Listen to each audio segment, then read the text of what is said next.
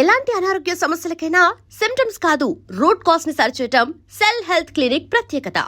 యాక్చువల్గా నేను చంద్రమహేష్ గారిని ఇంటర్వ్యూ చేశాను. వారు ఇంటర్వ్యూలో ఒక మన జయం మందేర సినిమాకి సంబంధించి ఒక డిస్కషన్ వచ్చిందనమాట.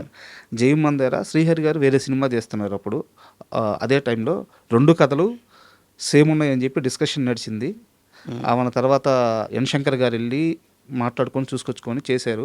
అండ్ ఎడిటింగ్ విషయంలో కూడా ఆ సినిమా తేడా రావడానికో లేదా భానుప్రియ గారికి సంబంధించి ఇలా బాగా లెంత్ అయినాయో చాలా ట్రీట్మెంట్ ఎడిటింగ్ టేబుల్ మీద జయం మందిరాకి జరిగిందని చెప్పి వారే చెప్పారు, చంద్రమహేష్ గారే చెప్పారు.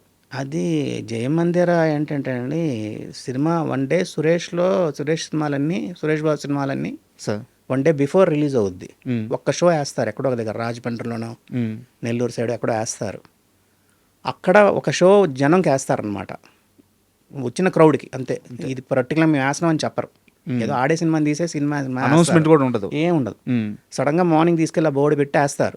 వచ్చిన క్రౌడ్ చూసేసి ఆ క్రౌడ్ ఒపీనియన్ తీసుకుంటారు. ఓకే, ఎక్కడేసినా జనం ఒపీనియన్ ఒకటే ఉంటుంది అన్నది ఆయన స్ట్రాంగ్గా బిలీవ్ చేస్తారు సురేష్ బాబు. ఓకే, అది అక్కడ చూసినప్పుడు ఆ ఫస్ట్ షోకి వెంకటేష్ బాబు చనిపోవడం అవన్నీ చాలా మోసేశారు సినిమా. క్యాట్ కాల్స్ ఎక్కువ వచ్చాయి, అరుపులు గిరుపులు అన్నీ ఓ అని అరిశారంట, ఎక్కువ ఏడుపులు ఉన్నాయని. అవి ఇమీడియట్గా మేము ఆ తర్వాత మ్యాట్రిక్ షాట్లు అనేవి తీశారు. గాల్లో ఉండి మ్యాట్రిక్ షాట్ అప్పుడు ఏవో వచ్చిందని చెప్పి తీశారు. ఓకే, ఆ ఫైట్లు ఆ షాట్లన్నీ అరుస్తున్నారని చెప్పి మీ ఎడిటింగ్ రూమ్లో అది డ్యామేజ్ కంట్రోల్ జరిగింది. ఇమీడియట్గా ఆయన ఇంక మాట వినలేదు సురేష్ బాబు. ఇక్కడంతా అరుస్తున్నారు అంటే ఇక్కడ నుంచి ఇక్కడ తీసాండి, ఇక్కడ నుంచి ఇక్కడ తీసాండి అని చెప్పి నెక్స్ట్ డే రిలీజ్కి అది లేదు. ఓకే, అలా సినిమాని వాళ్ళ ఒపీనియన్ తీసుకుంటారు. అందరు ఒపీనియన్ ఇప్పుడు ఎవరు 10 మందికి సినిమా చూపిస్తారు, 10 మందిలో ఎవరైనా ఒక్కరు బాగాలేదన్నారన్నా ఎందుకు బాగాలేదన్నారని వాళ్ళని కూర్చోబెట్టి అడుగుతారు.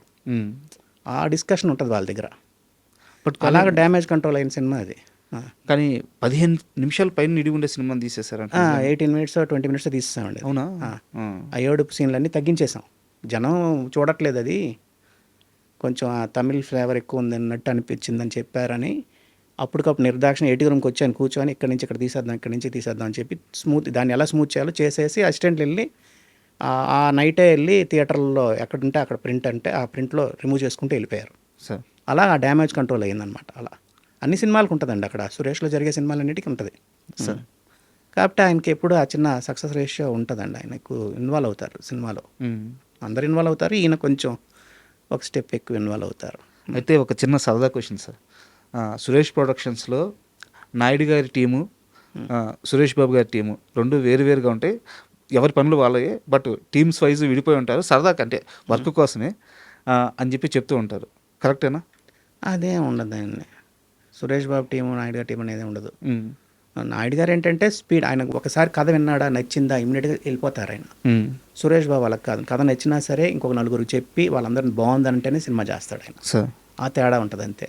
నాయుడు గారు అంటే ఆయనకు నచ్చిందంటే సినిమా షూట్ చేస్తారు, తీసేస్తారు. సురేష్ బాబు ఏంటంటే ఇంక మేకింగ్ సైడ్ కానీ ఆటలకు కానీ కొంచెం ఇంకా రిచ్గా ఉండాలి, ఆ సీన్ ఎంతవరకు రిచ్ ఉండాలంటే రిచ్గా ఉండాలని ఆటల్లో కొంచెం ప్రొడక్షన్ వాల్యూస్ ఎక్కువ ఉంటాయి సార్. అంతే తేడా, అంతేగాని ఇంకేం ఉండదు. ఇన్నేళ్ళ ప్రయాణంలో మాతాన్కే వెంకటేష్కి వర్క్ నేర్పించిన డైరెక్టర్ అంటే మీ వర్క్ని ఎన్హాన్స్ చేసిన ఈ మూమెంట్లో నేను కొత్తది తెలుసుకున్నాను, ఇతని పరిచయం వల్ల నాకు కొత్తది పరిచయం అయింది, అలాంటి డైరెక్టర్ పేరు చెప్పమంటే ఎవరి పేరు చెప్తారు? అందరు డైరెక్టర్ దగ్గర నేర్చుకుంటామండి, ప్రతి సినిమా మాకు ఒక లెసన్ లానే ఉంటుంది సార్. ఒక సినిమా అనేది ఏం కాదు. ఇప్పుడు రాజేంద్ర గారు మాకు నేర్పించారు, ఎక్కువ నేర్పించారు. జయంత్ గారి దగ్గర ఎక్కువ నేర్చుకున్నాం మేము. బిగినింగ్ డేస్లో ఆయన సినిమాలన్నీ మేమే చేసాం, సూపర్ సక్సెస్ మూవీస్ అన్నీ ఆయన నేర్పించారు. ఆయన స్టైల్ డిఫరెంట్గా ఉంటుంది. సురేష్ కృష్ణ గారు నేర్పించారు ఆయన. మురళీమోహన్ రావు గారు ఫస్ట్ నాకు నన్ను మా ఫాదర్ ఎడిటర్గా ఉన్నా నా వద్దాం నువ్వు వచ్చి కూర్చో అని చెప్పి ఆయన నాతో చేయించుకుండేవారు. బి గోపాల్ గారి సినిమాకి ఫస్ట్ రష్ కట్ చేసింది నేను ఆయన సినిమాకే. ఇలా అందరూ ఉంటారండి, ప్రతి డైరెక్టరు మాకు ఎక్కడో ఒక దగ్గర మేము నేర్చుకుంటాం. బొమ్మరేడు భాస్కర్ అవని, శేఖర్ కమలా అవనియండి, మోహన్ కృష్ణ గారు అవనియండి, వీళ్ళందరూ మాకు ఎంతో అంటే వాళ్ళు సినిమా చేస్తున్నప్పుడు ఆ డిస్కషన్లో మాకు కొత్తగా అనిపిస్తూ ఉంటాయి.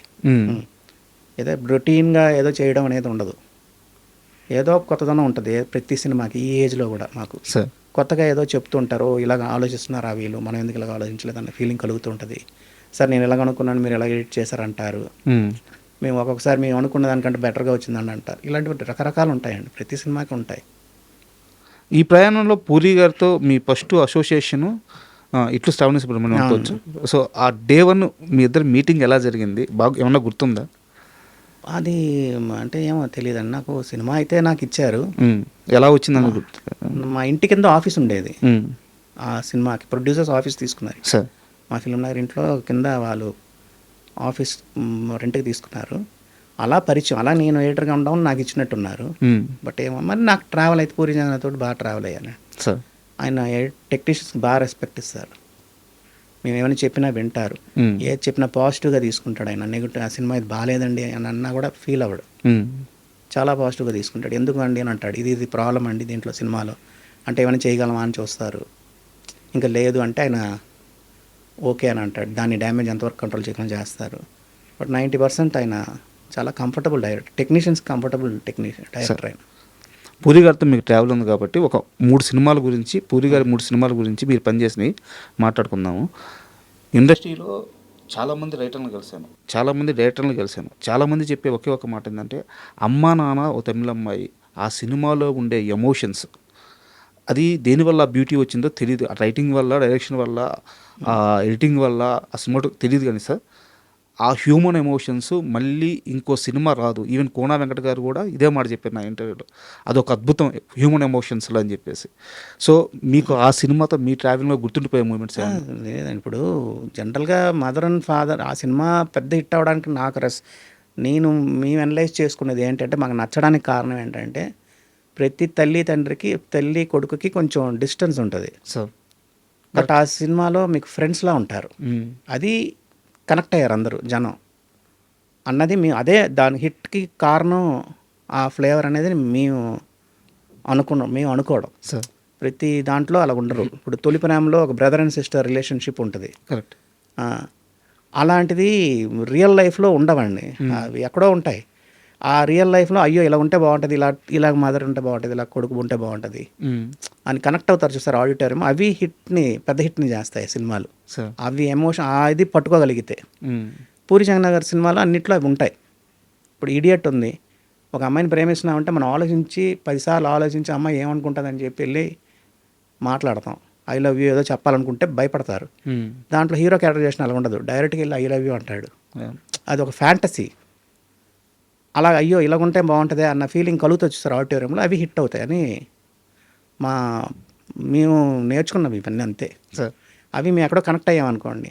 అలా హ్యాపీ డేస్ ఉంది, అయ్యో కాలేజ్ డేస్, నేనైతే కాలేజ్కి వెళ్ళలేదు, కాలేజ్ డేస్ ఎంత అందంగా ఉంటుందా అసలు, కాలేజ్ ఒక ఫ్యాంటసీ లాగా అనిపించింది చూసినప్పుడు, అది ఇష్టపడ్డాం. అది ఆడిటోరియం కూడా అలాగే, ఆ యూత్ కూడా అలాగే ఫీల్ అయ్యారు. ఆడిటోరియం మూడు కాలేజ్కి వెళ్ళే కుర్రోళ్ళు కానీ, కాలేజ్కి వెళ్ళవలసిన కుర్రోళ్ళు అందరూ అయ్యో కాలేజ్ ఎంత బాగుంటుందా అన్న ఫీల్ అయ్యారు. అవును, ఆ ఎమోషన్ని పట్టుకోగలిగితే అవి పెద్ద సినిమాలని లెక్క మాకు.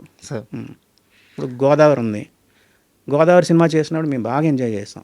అయ్యో మనల్ని ఎవడైనా పెళ్ళికి ఇలా పిలిస్తే బాగుంటుంది, ఆ జర్నీలో ఎలా వెళ్తే బాగుంటుంది అనుకున్నాం. అవి కనెక్ట్ అవుతాం చూస్తారు, అవి పెద్ద హిట్ అవుతాయని మా ఫీలింగ్. అది ఆడిటోరియం అలా కనిపిస్తుంది, ఆడిటోరియంకి అలా కనిపించాలి ఆడియన్స్కి. And for more videos, please subscribe to iDream. Please subscribe to iDream. Please subscribe iDream. And please subscribe to iDream. For more videos, subscribe to iDream. please like, share and subscribe to the channel. Congratulations, iDream. Subscribe to iDream. Subscribe to iDream. So subscribe to iDream Media. iDream ki iDream team andarki huge congratulations. Please subscribe iDream Media. Please subscribe to iDream. Subscribe iDream. Please subscribe to iDream. iDream అంటే నా కళల ఛానల్ను subscribe చేసుకున్న నోరు తిరుగుతలేదు, మీరైతే గంట గుర్తు కొట్టండి. For more such videos, please subscribe to iDream.